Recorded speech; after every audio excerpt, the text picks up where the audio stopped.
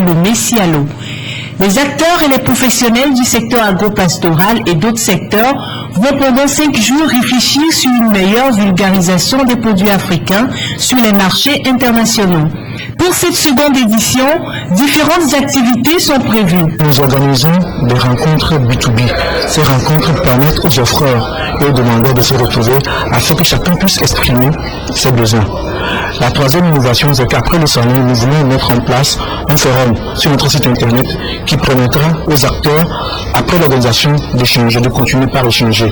Donc, c'est les 3 innovations majeures que nous avons mises en place pour cette deuxième édition, sachant bien entendu que le Sialo même est une innovation. Ce salon de l'agriculture regroupe tous les secteurs agricoles de Lomé à Dapaon et ouvre ses portes aux autres pays de la sous-région. Les pays comme le Bénin, le Tchad, le Niger, le Burkina Faso sont présents. Pour les exposants, ce salon est une opportunité de rencontre, de prestations et surtout d'échanges. Nous voulons aussi au travers de cela, parce que c'est des opportunités pour l'accroissement des revenus des producteurs. Donc à ce niveau aussi, cela va nous permettre de faire entrer des devises au niveau du Burkina Faso et d'encourager la production. Nous allons également avoir des échanges entre nous avec les fournisseurs comme avec les autres transformateurs pour avoir plus d'expérience également, surtout au niveau de la mangue et également des autres produits. Le Sialo, qui est une initiative de l'agence Centaure Communication, se veut être la référence africaine des informations agroalimentaires. Elle entend également assurer la promotion à l'échelle africaine et internationale des valeurs agroalimentaires des pays participants. Belle transition pour parler à présent de la filière coton dans cette édition. Sachez que les prévisions qui concernent la campagne cotonnière 2013-2014 pourraient être quelque peu perturbées par les aléas climatiques. Les problèmes liés à la pluviométrie vont agir sur la production cotonnière. Certains producteurs attendent toujours pour amorcer la phase des semis. C'est une situation compliquée mais qui n'empêche pas que 95% des objectifs fixés soient atteints. Armel Kwasi-Johnson. Les objectifs fixés par la campagne cotonnière 2013-2014 pourraient ne pas être atteints au Togo. La situation en termes d'emblavure relève 95%. Sur une prévision de 110 000 hectares, on est aujourd'hui arrivé à 104 000. La période est subie, quelle que soit la forme, tire à sa fin, mais malheureusement n'est pas accompagnée de pluie. Bon, la raison fondamentale se situe au niveau d'une longue période de sécheresse que nous avons vécue, spécialement cette année, où les périodes de semis ont été difficiles. Les pluies ont été rares et presque inexistantes. Nous avons assisté à un phénomène de mousson qui s'est installé très précocement, déjà dans le mois de juin, et qui a persisté jusqu'ici. C'est seulement des pluies sporadiques qui ont permis aux producteurs de réagir, ce qui nous a permis d'être au niveau où nous sommes présentement. Problème climatique majeur qui inquiète aujourd'hui la nouvelle société cotonnière du Togo et surtout les producteurs qui attendent toujours la pluie pour s'assurer une bonne rentabilité à la fin de la saison. Cependant, des mesures sont prises pour permettre au rendement au champ, l'un des défis pour la filière cotonnière togolaise, d'arriver à un résultat acceptable. Mais ce qu'on peut reconnaître dans ce processus, c'est qu'il y a des éléments clés. En l'occurrence, la mise en place précoce des intrants, ce que nous avons effectivement réalisé cette année. Et partout aujourd'hui, les intrants sont mis en place à 100% dans tous les magasins de groupement. Si un producteur aujourd'hui qui n'a pas encore ses intrants, c'est qu'il n'est pas encore prêt pour aller les prendre dans le magasin de son groupement. Donc c'est le premier point. Le second, nous avons mis en place un système de mobilisation de nos agents, les agents de terrain et les agents de la fédération qui sont mis en branle pour faire en sorte qu'il y ait des appuis rapprochés au niveau des producteurs. Enfin, nous avons également essayé de doter de nos agents d'un outil moderne de travail. Aujourd'hui, tous les producteurs ont le regard tourné vers la pluie, seule condition pour atteindre les prévisions. La situation des semis se fera le 20 août prochain. Et voilà qui nous amène à l'invité du journal, Hoda Balo Rosso. Merci d'être avec nous. Vous êtes le président du conseil d'administration de la Fédération nationale des groupements de producteurs de coton. Et puis vous venez de suivre ce reportage. D'abord, quelle est votre réaction? Vraiment, ma réaction, c'est vraiment l'inquiétude. L'inquiétude totale, puisque nous, les cotonculteurs, nous avons mis le paquet, nous avons embravé, nous avons fait ce que les techniciens nous ont recommandé, mais vraiment, la pluie a refusé de nous accompagner. Dans le nord, actuellement, on est stable au traitement, aux floraisons, mais il n'y a pas la pluie. Dans le centre, d'autres sont au stade dépendant d'engrais. Mais le sol est sec, donc il n'y a pas de pluie. Donc dans le sud, des gens ont préparé des superficies, ils attendaient à embraver, mais la pluie n'a pas accompagné. Vraiment, bon, nous ne perdons pas espoir que Dieu ne va pas nous lâcher. Il va nous accompagner pour qu'on puisse quand même gagner quelque chose. Donc, bref, vous êtes prêts, mais c'est le problème de la sécheresse. C'est le problème de la sécheresse. Justement, en parlant de la culture du coton, on a besoin beaucoup d'engrais, et il y a des engrais bien sec. Mais justement, une ONG faisait état dans un point de presse il y a quelque temps qu'il y aurait un manque d'engrais dans les champs de culture de coton. Quelle est justement la situation? C'est une surprise totale. Le jour où nous avons écouté le responsable de cette ONG faire cette déclaration, et il précisait à la date où il déclarait qu'il parle de la campagne en cours, vraiment nous étions surpris. Nous étions surpris parce que nous venions de boucler une tournée nationale et nous avons discuté avec nos confrères producteurs. Personne n'a soulevé cette inquiétude. Et à la date où ce monsieur faisait cette déclaration, on avait déjà mis en place les engrais dans tous les groupements du Togo. On avait déjà mis les engrais coton, je le précise. Peut-être le monsieur confond les engrais. Et maintenant, je vous rassure que depuis la création de la NSCT, c'est la première campagne que la NSCT a mis en place à temps et en quantité les engrais. Et je vous confirme qu'on ne va même pas consommer tous les engrais que la NSCT a mis à notre disposition cette campagne pour le coton.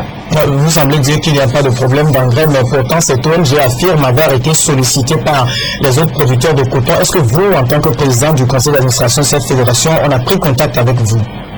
Je vous rassure et je prends en témoin tous les auditeurs que je n'ai ni reçu un coup de fil de ce monsieur, ni le voir en personne.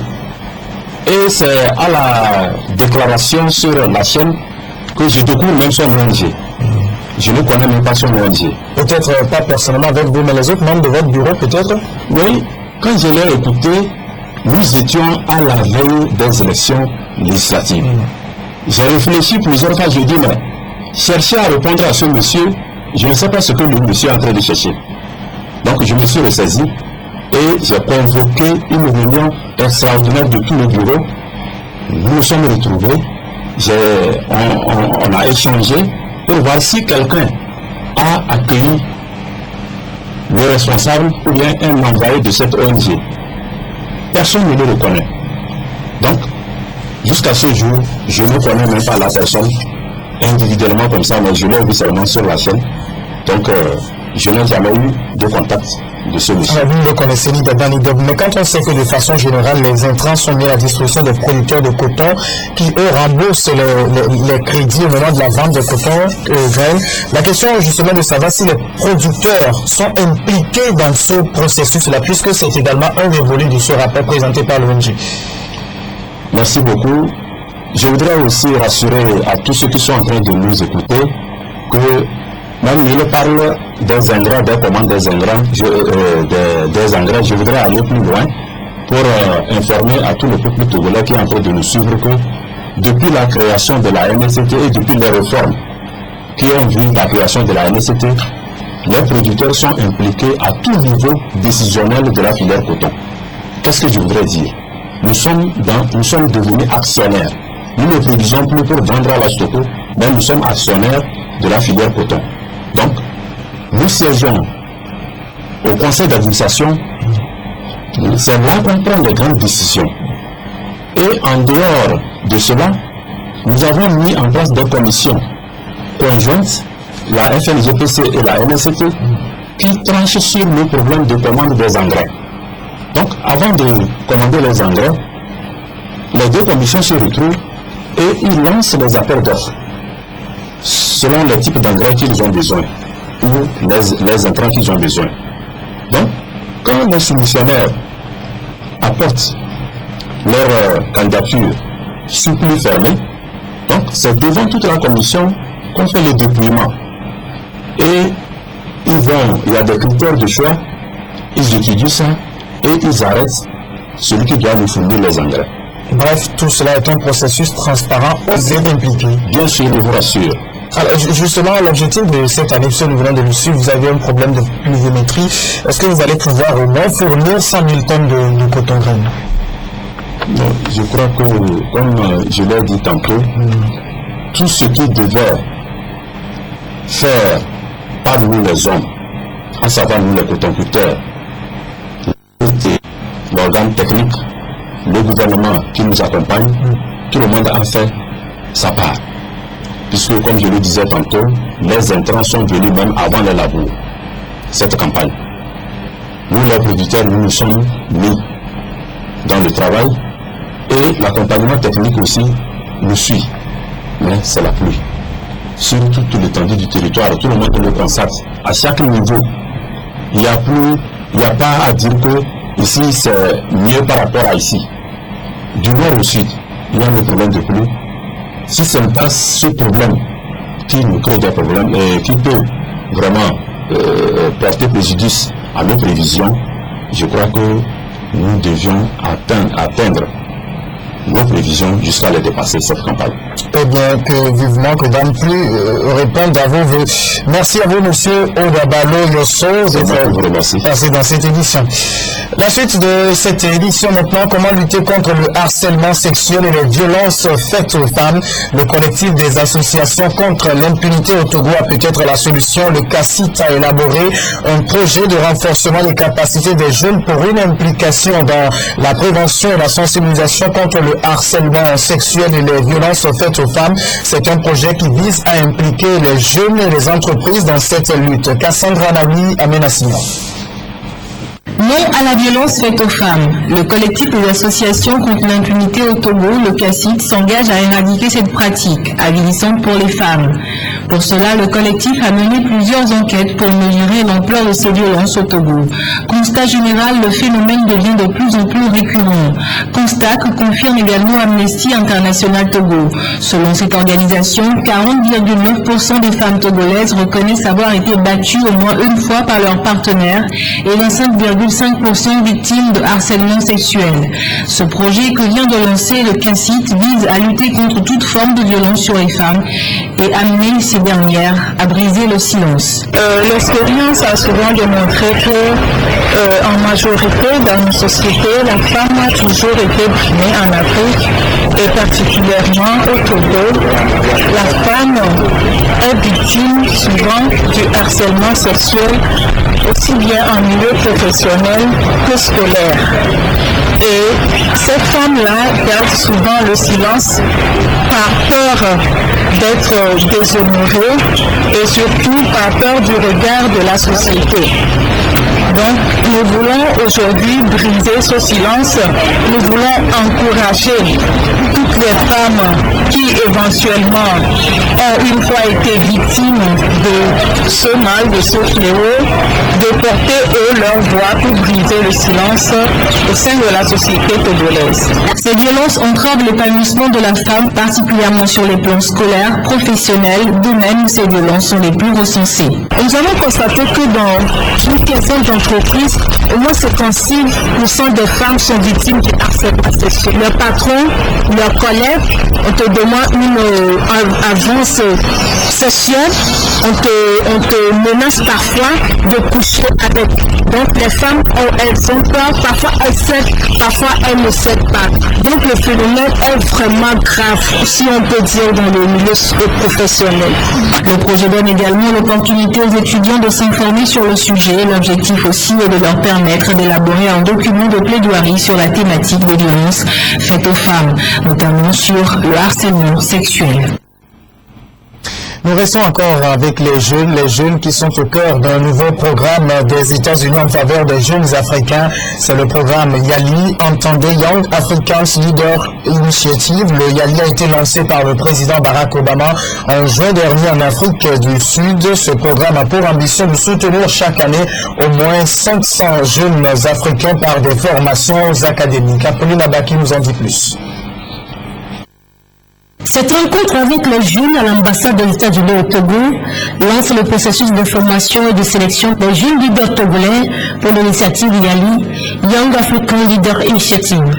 Cette initiative a été prononcée par le président Barack Obama lors de sa visite en Afrique du Sud en juin 2013. Ce programme ambitionne de soutenir annuellement 500 jeunes africains dans leurs efforts visant à stimuler la croissance, la prospérité, la bonne gouvernance et l'amélioration de la paix et de la sécurité sur le continent noir. Prévue pour 2014, cette initiative qui s'ouvre une bourse de formation permettra aux États-Unis d'accompagner la jeunesse africaine dans le développement de cet art. Les États-Unis ont tendance à glorifier les jeunes et la culture des jeunes. C'est pourquoi nous croyons que les dirigeants d'aujourd'hui ont la responsabilité d'encadrer et de préparer les générations futures. L'initiative pour jeunes leaders africains a pour objectif les deux. Elle est conçue pour réunir les jeunes leaders et pour leur donner des outils permettant de mieux comprendre le monde, mais aussi pour fournir une plateforme à partir de laquelle ils peuvent être entendus. Durant 6 semaines, ceux qui seront sélectionnés de par le continent iront aux États-Unis où ils suivront des formations académiques et de leadership au sein des universités et des écoles américaines. Les formations seront basées sur les affaires et l'entrepreneuriat, le leadership civil et l'administration publique. Il faut noter que c'est depuis 2010 que le président américain s'est engagé avec différentes initiatives en faveur de la jeunesse africaine. Cette information en bref avant de poursuivre ce journal. Le 13 août dernier, la cellule aéroportière anti-trafic, c'est l'une des antennes de l'Office central de répression du trafic illicite des drogues et du blanchiment. Eh bien, elle a interpellé le nommé Tituana Yamberla Luis Alberto, de nationalité équatorienne, à l'aéroport international Nassine Yadema de Lomé. Il était en possession de 7 kilos de cocaïne dissimulée dans des perles que vous suivez là. Il appartiendrait à un réseau de trafiquants de drogue qui opère sur le continent africain, notamment au Togo, en Amérique du Sud, Équateur, Pérou et au Brésil. C'était annoncé depuis un certain temps déjà et c'est seulement ce vendredi que cela devient effectivement opérationnel. Eh bien, à partir de ce vendredi, la TVT, la Radio Lomé et la Radio Cara émettent leur programme sur satellite. La TVT devient ainsi la seconde chaîne de télévision du Togo à diffuser ses programmes vers le reste du monde après LCF, la chaîne du futur bien sûr. Cette ouverture sur le monde intervient dans le cadre du 40e anniversaire de création de la télévision togolaise et le lancement de l'ouverture de la TVT vers le reste du monde a été présidé par le Premier ministre Kossi Artem Seliabodi Aome Zono Ugatipo. Il est désormais possible de suivre la télévision togolaise en Afrique puis en Europe. La cérémonie de lancement officielle de la première sur satellite s'est déroulée ce vendredi en présence du personnel de la télévision, des autorités du monde de la communication puis des membres du gouvernement. Ce que nous venons de poser comme acte aujourd'hui, le gouvernement togolais voudrait placer le Togo au sein du concert des nations en ce qui concerne le monde médiatique. Les implications sont nombreuses sur le plan économique, sur le plan politique, sur le plan culturel. Sur le plan politique, notre pays sera vu par rapport aux activités qui se mènent et puis les investisseurs aussi vont affluer vers le Togo. C'est le Premier ministre Seliabodi Artem Aome Zono qui a présidé la cérémonie. Ce projet a été initié depuis 2012. C'est la société Esta Telecom qui s'est chargée de la location puis de la mise sur orbite de la TVT sur satellite. Dans son intervention, le directeur général de la télévision togolaise a vivement salué ce pas de géant, puis l'appui inconditionnel du gouvernement